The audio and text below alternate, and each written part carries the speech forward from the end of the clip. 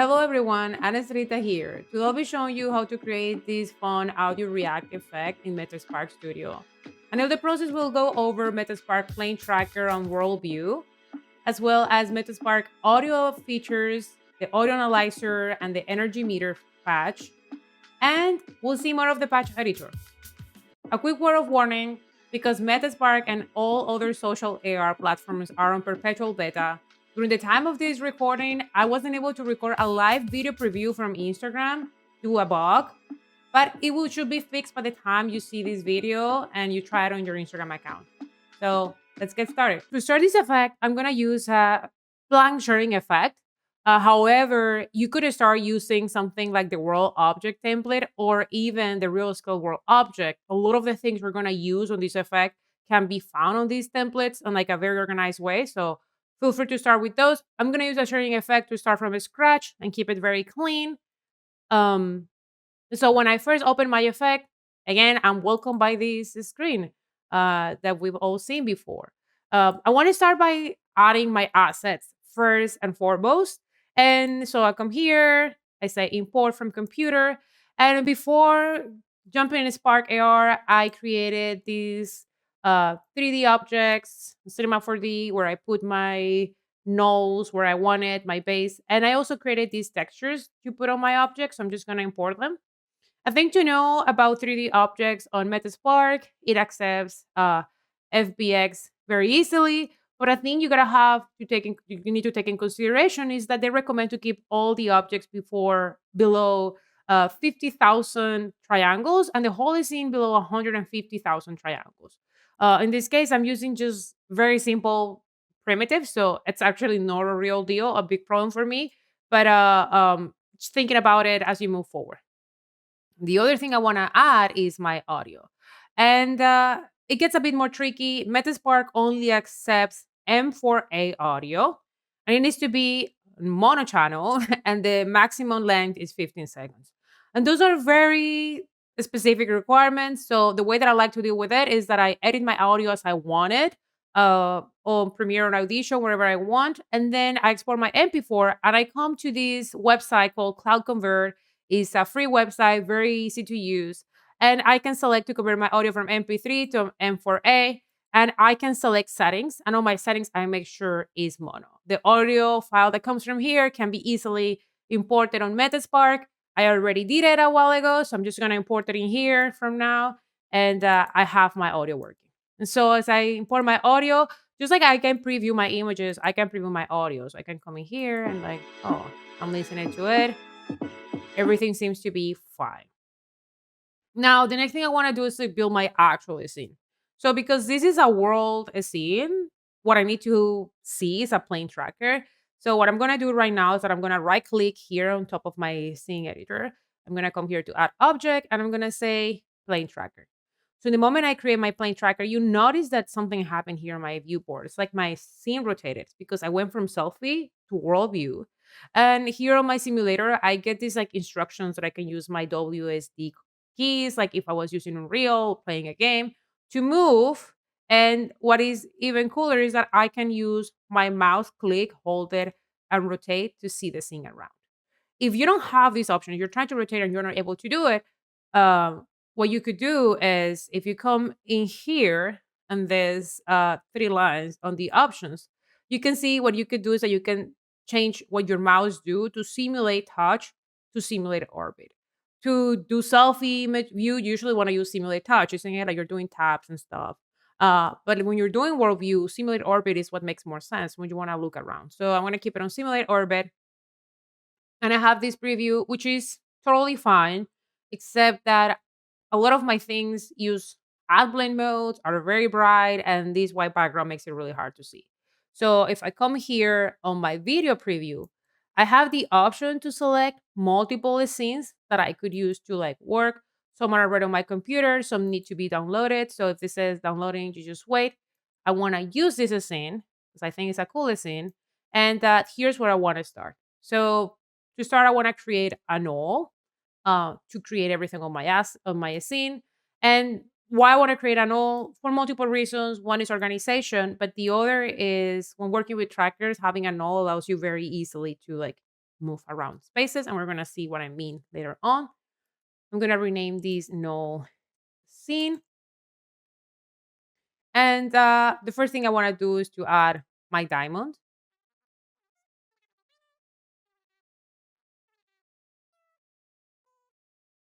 Now I'm gonna organize them and place them where I want it.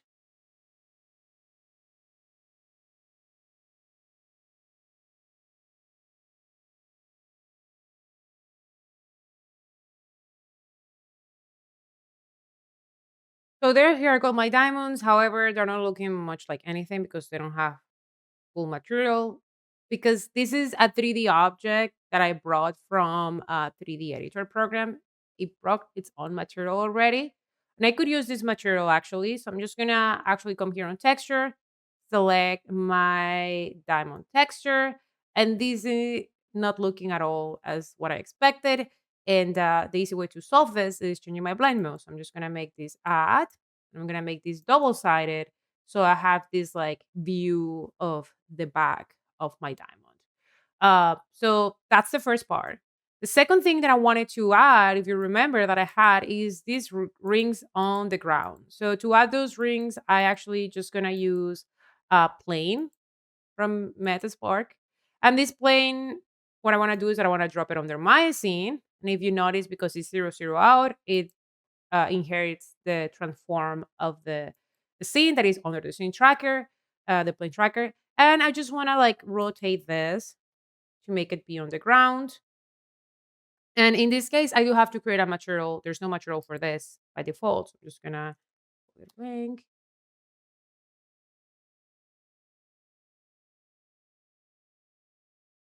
And again, I'm gonna make it double-sided.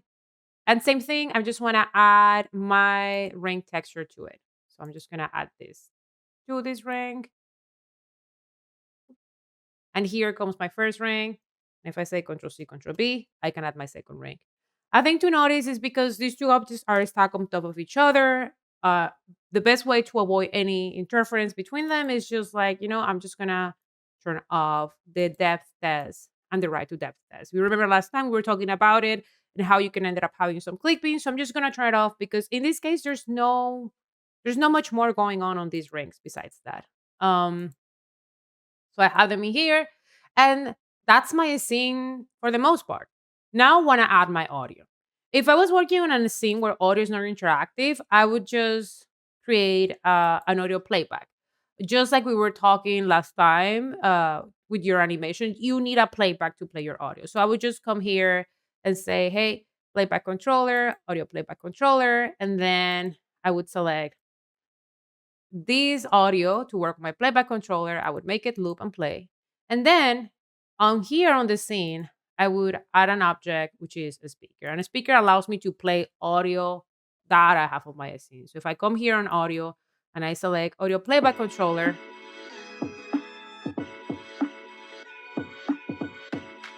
there you got it. Lowering to a level that allows me to think. But yeah, here it is.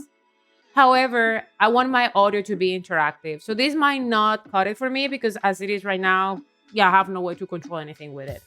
The way that I would do that, I'm gonna turn off this for a moment, is I would come here to my patch editor and I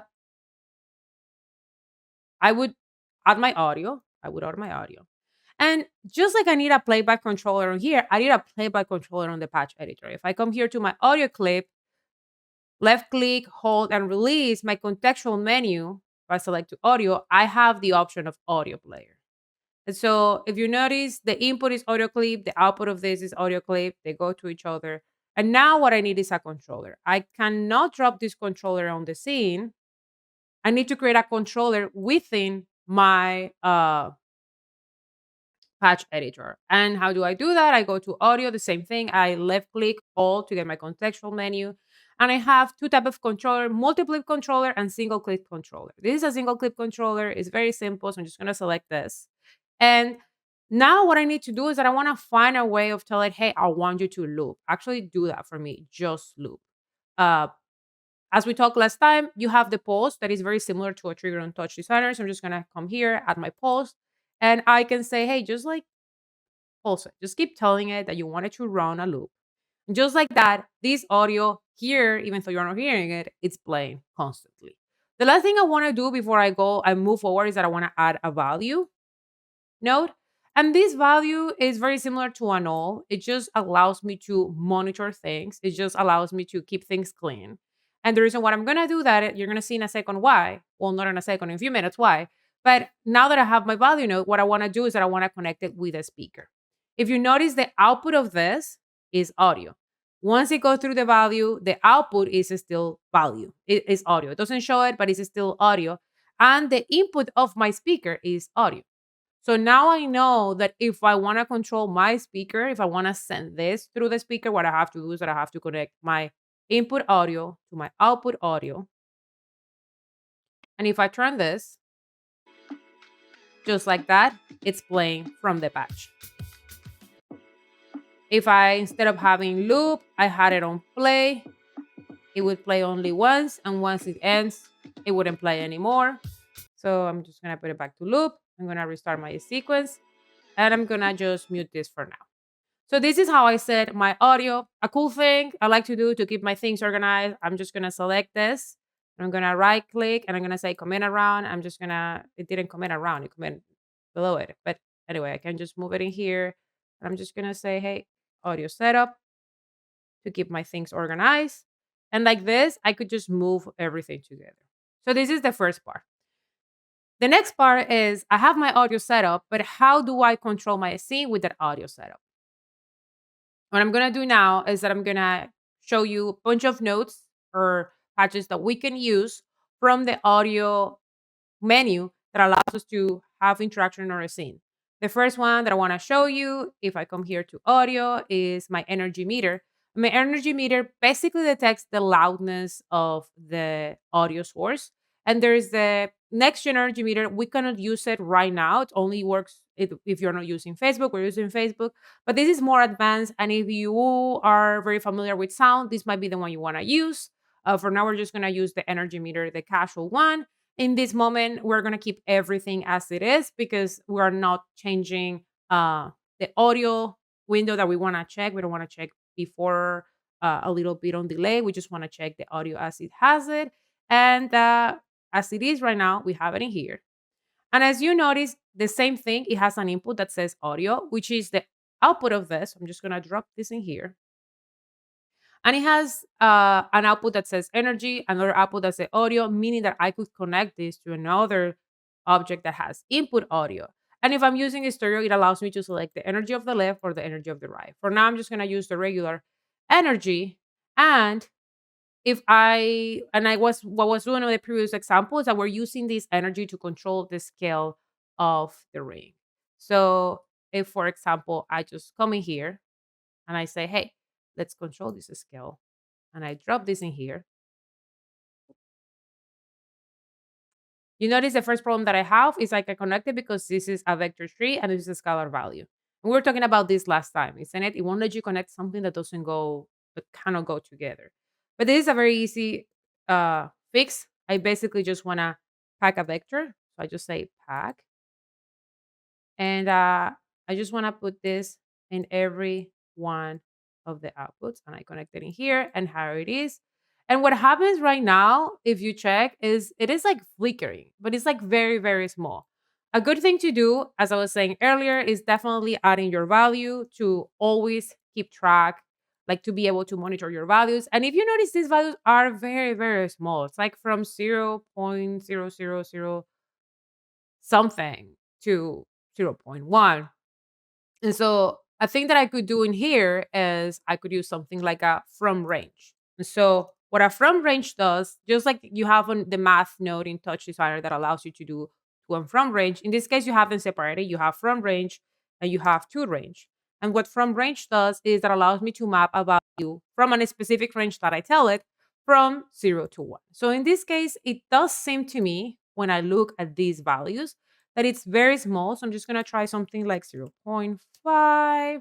And if I come here and I hold my mouse in here, I can see that maybe the values are getting a little bit bigger, maybe not as big as I want. So maybe let's try something less, 0.01. And what about this?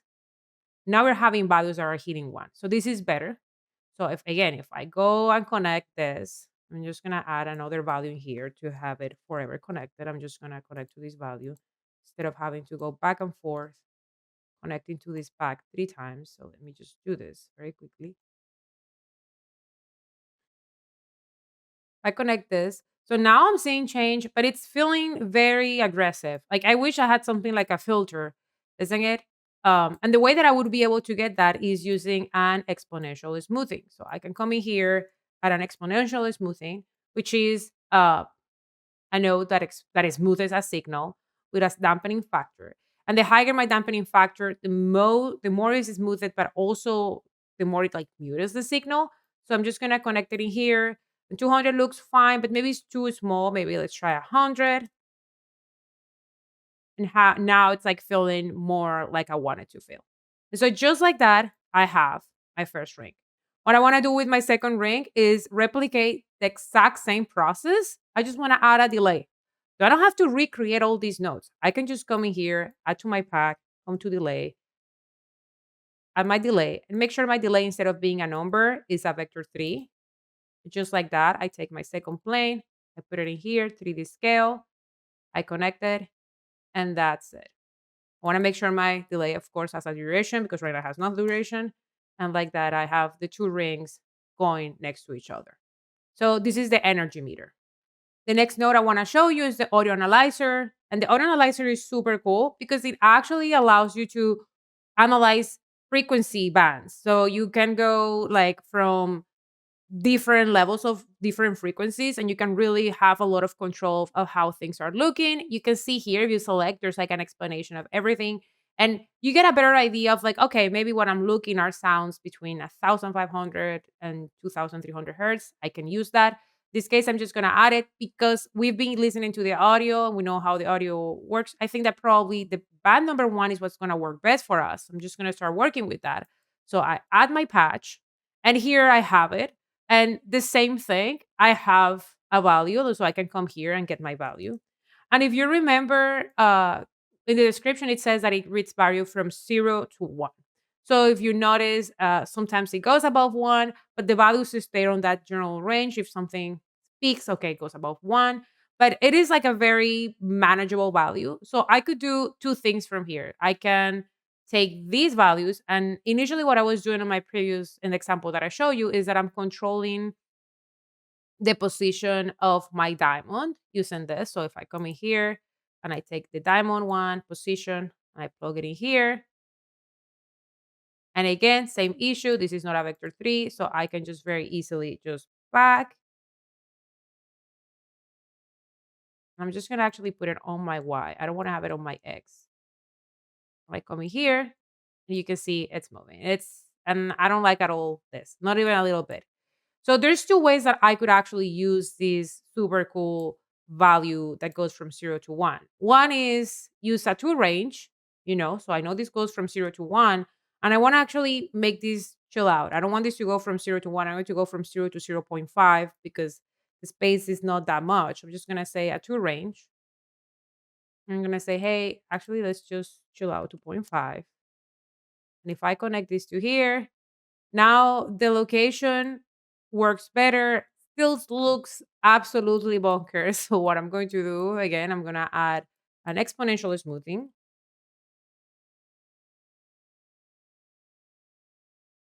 And let's see what happens if I leave this dampening factor. It's looking better. And I could do two things. I could just change the range, or I could just take these ones up here and move them up, which I think I actually want to do. I'm just going to move them a little bit up, just leave it in there. Fine. And keep this where it is. And I can change my exponential smoothing, whatever level I want. 200 works for me. And this is one way that I can use this value. And I can just use a two range to modify it. The other way that I could change this value is actually using a transition. If you remember last time we were talking about transitions, uh, transitions basically are like a linear interpolation that go from 0 to 1 from value 0 to value 1. And because these values go from 0 to 1, I could use this to control my transition. What is cool about transitions too is when I say linear interpolation, I mean more than linear interpolation. I can control the curve that it uses to interpolate those values. So in this case, let's say if I use an exponential in and out, it's going to look different if I use a linear or if I use a sinusoidal. So in this case, I'm going to use an exponential in and out. And the other cool thing is that I can change this not only to work as a linear interpolate for vectors or scalar numbers, I can make it work for colors as well. So I'm just going to make it for colors. And what I use this value to control the colors of my diamonds. Because all these diamonds have the same material, any change I do in the material they have currently is going to affect everybody. So I'm just going to create 3 new materials for the diamonds very quickly. I'm just going to create them in here.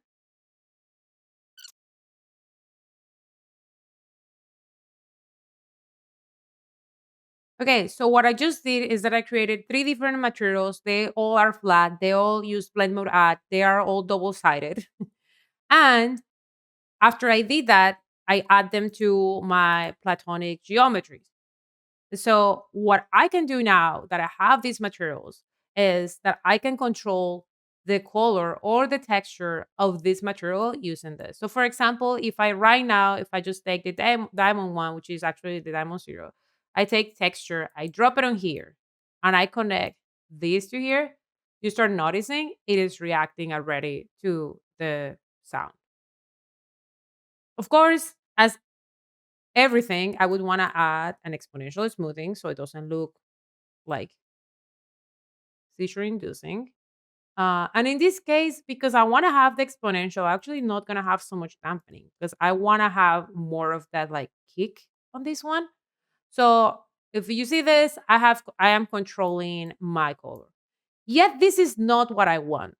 This is not exactly what I want. What is so cool about Metaspark is that now I can take that texture, I can bring it in here, and I can do an operation with it. Color or a texture is basically a vector 4 that is distributed among pixels. And that's exactly what a color is as well. So what I can do here is that I can make a multiplication between two vector 4s. One is bringing position and one is just bringing color. But if I do that, what I have now, if I connect, is that I have a sort of a multiply blend mode like I would have in a top. Just that is this case is happening between this I mean, and it's bringing this like a one, but it's not a one. It's actually just detecting the whole image. So that's the thing to notice. Like sometimes you see value and it says zero, but this is actually bringing audio. But it is just working like a way of transfer data from one place to another, not particularly changing. So I have here my multiply, and what I could do now is that I can actually start playing with colors and say, hey, when you are on zero, try to make the things this color. And when you are on one, try to make them look this color. Now it's just like looking kind of cooler. What I'm going to do now is that I'm going to replicate this for every one of my diamond textures. So the same thing that I did before.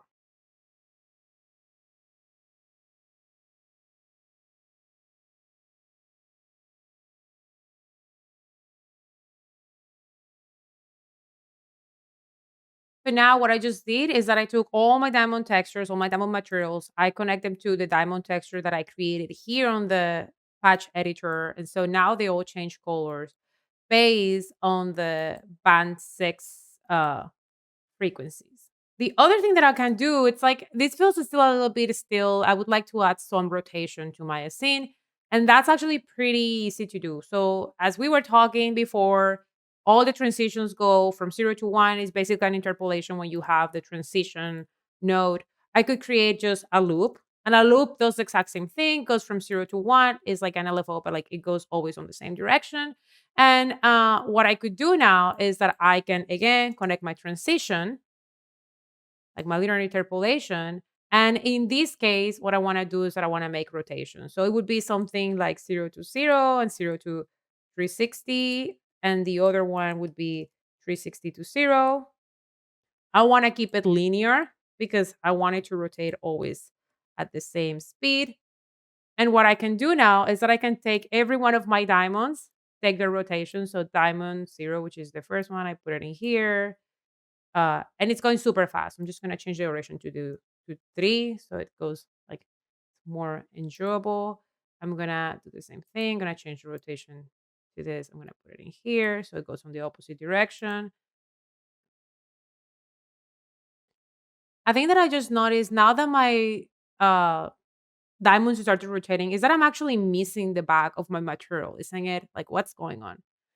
I'm gonna go back to my default to my material. And if I come here to advanced render options, if I turn off my depth test and my right to depth, what starts happening again is that the faces of the object start being rendered like layers next to layers. So it is not creating that occlusion that it's what usually what turn off things. So make sure you turn this off. Um, so now this is basically my scene as I wanted. I want to show you one more cool tip of things that you could do on this scene. And is that what I can do is if I create this scene and I deploy it to my uh, Instagram effect, what's gonna happen is that it's gonna find the plane, it's gonna put things wherever I want. Maybe I want a little bit more of control so I can actually decide where things go. An easy way to do that is if I add my plane tracker in here, I can set my tracker based on the screen position. And the way that I could do that is using my tap, and wherever I tap, that's the screen position. So I can use a tap screen tap patch very easily. My 2D position to screen position. So it creates a translation of 2D position to 3D space. And I can make a gesture state to start tracker. So whenever I tap, it's gonna detect the 2D position of my finger to place my plane. And that's gonna be where it's gonna find the ground. So this is basically the whole scene. If I turn on my speaker here,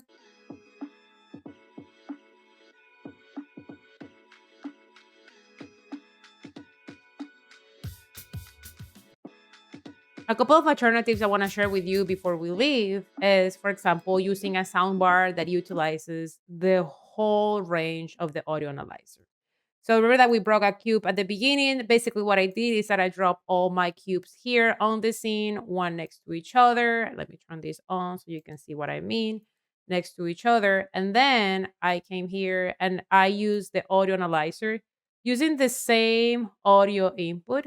I connected my values. I did an exponential smoothing and I did a transition to change the scale of my object. So my object changes in Y up to 5. So when it reaches the highest level, it goes up to 5. And like that, I have like a audio analyzer scene that actually works. One of the beauties of having everything under a null is that I can actually turn this off and I have a different scene for a moment uh, if I wanted to just show this. But basically works the exact same way than the previous scene. I just added the cubes. The other option, another cool option to take that you could like experiment with. If I come in here, remember that at the beginning we made this null so we could change everything quickly. So as it is right now, it's using the audio that I'm adding. But I could as well use my microphone. I could say, hey, instead of using this, let's just get the microphone audio here. And this is audio. So just like that. Now it's using wait, and I have to change my preview to live microphone preview. Let me say continue. And just like that is using my voice. And we have an echo. So I'm gonna stop this. But this option allows us to have real-time control of the audio. The last option that I wanted to show you that I think is super cool is like we build everything on a null, which the other advantage it gives us is that allows us to change between trackers very quickly. So right now I'm using a plane tracker and everything is attached to the ground. But what if instead of using a plane tracker, I use a hand tracker? So let's change our preview to a hand. I can very easily drop my scene to my hand tracker. And now it follows my hand. I just have to rotate my scene. So it does make sense of where the hand is. And right now it's a little bit too big, but I could make it fit the hand better and like organize everything so it works better. And if I reset, so it restarts the audio, as you can see, is reacting 100% to the audio that we had. And just like that, I created a scene that I can actually move between trackers. I really like this idea of using null, so I highly recommend it when you're creating a scenes that have trackers and they are complex. Build everything within a null so you can work more. Um, That's all I have for you today. Please let me know if you have any ideas of things you would like to see on this series, if there's anything you would like to learn about Metaspark, so we can cover it. And thank you so much. I hope you have fun.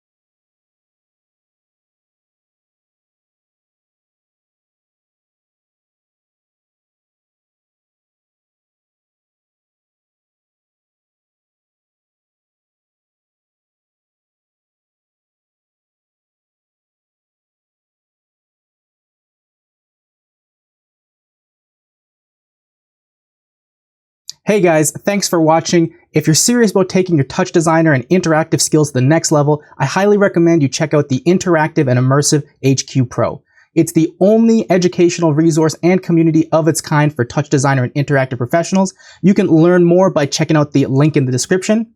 And if you like this video, don't forget to hit that like button. And if you're new here, don't forget to hit subscribe and the little bell icon for more awesome free content.